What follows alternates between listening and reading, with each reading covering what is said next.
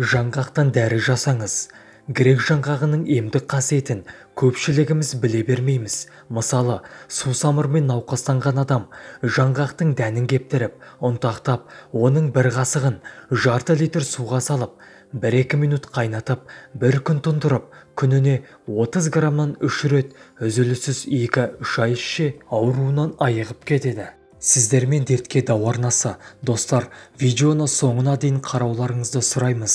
Сіз естіп білмеген ақпараттар бар және арнаға тіркеліп, лайк басып қоңыраушаны баса кетіңіз. Сіздің болмашы ғана әрекетіңіз бізді шабыттандырады. Туберкулезбен сырқаттанғандар жаңғақтың ұнтақталған дәнін балмен теңдей мөлшерде араластырып, күніне 3-4 рет 25-30 граммнан жеп жүрсе, бұл да керемет көмек болады. Мұны әлсізденіп жүрген жандар, жүкті әйелдер, бала емізетін әйелдер мен жас балалар, жалпы денсаулықты нығайтқысы келгендер тұрақты жесе тіпті жақсы болады. Бұл қоспаны гипертония, анемия, атероклоз, бауыр, бүйрек, асқазан, жүрек қан тамырлары ауруларына, сондай-ақ еңбек пен ақыл-ой қабілетін арттыруға да қолдануға болады. Және құлағы ауырған адамға жаңғақ дәнінің майын ысытып, күніне 1-2 тамшыдан тамызып отырса, тез жазылады. Және де фаринит, ангина, тамағы ауыратындарға жаңғақтың жас тамырын қазып алып, жуып, көлеңкеде кептіріп ұнтақтайды. Сол ұнтақтың жарты стақанын 3 стақан суға салып, 10-15 минут баяу отта қайнатады. Бір күн бойы тұнған соң, үстіне 100 грамм алма сірке суын қосса, дәрі дайын болады. Дәріні жасап болғаннан кейін, онымен ауызды жиі-жиі шайып тұрса, тез жазылады. Тіпті жас баланың ауызы уылып, сілекейі тоқтамаған кезде осы дәріге дәкені батырып сүртсе, 1-ақ күнде жазылады. Ауызды шайғанда ол тістің етін жетілдіріп, ісуін, қан ағуын тияды. Ал жатырынан қан тоқтамаған әйелдер күніне 3 рет тамақтан жарты сағаттай бұрын 30 граммнан ішсе, өте жақсы көмектеседі. Егер несеп жиі келетін болса, жаңғақ дәнін пісіріп, жатар алдында жылы арақпен ішсе, 9-15 грамм ғана болады. Жаңғақтың сүйегін ұнтақтап, бір қасығын жарты литр алма сірке суына салып, 1 ай сақтап қояды да, сонан соң оның аяқтың шуашына, қотыр мен қышымаға жақса өте пайдалы. Аяқтың жағымсыз иісін лезде жояды. Жаңғақ бүйректі қуаттандырып, өкпені тазалап, ішекті дымқылдандырады және де дене әлсіздігіне, белсіздап ауырғанда, бас айналып, құлақ шыңылдағанда да өте пайдалы. Ол үшін жаңғақ дәнінен 600 грамм қара бұршақтан 300 грамм талқандап, балға араластырып, күніне 2 реттен ішеді. Жаңғақтың жапырағы да ем. Оны жаңғақ гүлдеген кезде жинап алып, күн түспейтін жерде кептіреді. Сосын жақсылап, ұнтақтап, 1 қасығын жарты литр суға салып, бармақтай ашу тас қосқан соң қайнатып суытады. Осы сумен аяғы мен қолтығы үнемі терлеп жүретіндер жуынып жүрсе, немесе тершең баланы күніне 1 рет шомылдырса, бұл қолайсыздықтан тез құтылады. Ал басының қышымасы, қайызғағы, сіркесі барлар жуса, оған да таптырмайтын ем. Суықтап қалсаңыз, жөтелсеңіз, бронхитпен ауырсаңыз, 500 грамм ұнтақталған грек жаңғағының дәні мен 300 грамм бал, 100 грамм алоэ және 4 лимонның шырынын сығу керек. Осыларды жақсылап араластырып, күніне 3 рет тамақтан жарты сағат бұрын 1 ас қасықтан жеген дұрыс. Ал балаларға шай қасықпен беру керек.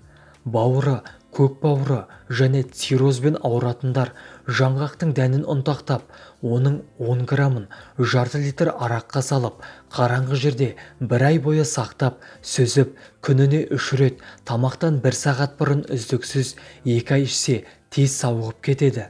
Ал жаңғақ дәнінің майын ысытып, оған дәкені батырып, қақсаған тіске басса, ауырғанын қолма-қол тияды. Асқазан, ұлтабар, ащы және тоқ шегінде жарасы бар, қызыл өңеші тарылып, ас жүруі қиындаған, іштен және жатырдан қан аққан орта жастағы науқас жандар, жаңғақ қабығының жартастаған ұнтағын 3 литр суға 1 ас қасық бал қосып 30 минут қайнатады. 2 күн тұндырып, үстіне 150 грамм сірке суын қосады. Мұны 30 граммнан тамақтанардан 30 минут бұрын 2 ай бойы үзбей ішіп жүрсе, құлан таза сауығып кетеді. Жаңғақ майының 1 ас қасығына 1 жұмыртқаның ағын қосып, ыстық судан, жалыннан күннен күйген жерге сүртіп жүрсе, тыртықсыз тез жазылады. Жаңғақтың ішіндегі дәнін орап тұрған жұқа қабыршақты да тастауға болмайды. Оны майдалап, 1 қасығын жарты литр араққа салып, 1 ай бойы қараңғы жерде ашытады. Сосын сүзіп, күніне 20-30 тамшысын жарты литр суға қосып, үзбей ішіп жүрсе, жүрек ауруларының қабынудан басқа барлық түріне бірден-бір ем. Ол жүректің қан тамырын кеңейтіп, қанның жүрісін жақсартады, шаншып ауырғанды да басады. 7 түрлі жаңғақтан дәрі жасау тәсілдері. Кедір жаңғағының қабығынан тұнба дайындап үйреніңіз. Сонда сіз бұлшық еттің ісінуінен, кеудеңіздің созылмалы ауруынан құтылып, иммундық жүйеңізді нығайтасыз. Ол үшін 1,5 стақан жаңғақ қабығына 0,5 литр шарап құйып, 10-12 күндей қараңғы жерде ұстаңыз. Дәмі өзгереді. Дайын болған соң 1 ас қасық тұнбаны 1 стақан қайнаған суға езіп, тамақ ішерден 20 минут бұрын тұтыныңыз. 1 ай ішсеңіз, 1 ай үзіліс жасаңыз. Бұл курсты жылына 5 рет пайдалансаңыз, нәтижесіне көзіңізді жеткізесіз.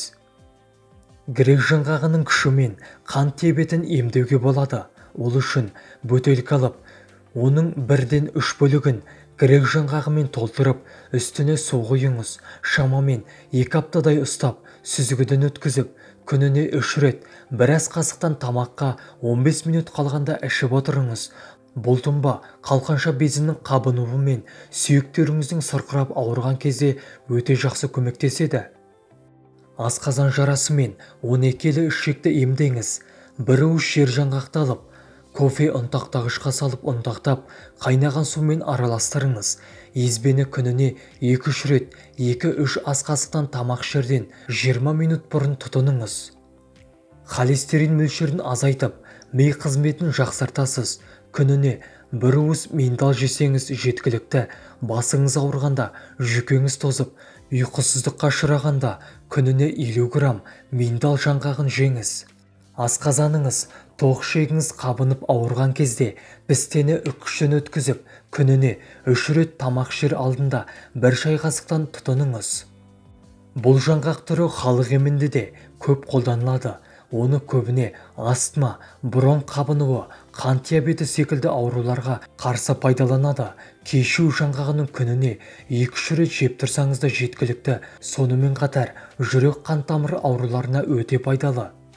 Көзіңіздің көру қабілетін жақсартқыңыз келсе, күніне 2 рет бір-біреуден жеп тұрыңыз.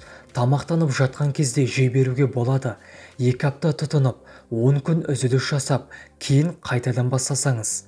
Естеріңізге сала кетейік, 3 жасқа толмаған балаға ешқандай жаңғақты беруге болмайды. Өйткені олардың ағзасында бұл тағам түрін сіңіретін ферменттер жоқ болады. Пайдалы ақпарат сізге ұнаған болса, осы видеоны жақындарыңызға және достарыңызға жіберіңіз. Келесі видеода кездескенше сау саламатта болайық. Ауырмаңыздар, дендеріңіз сау болсын.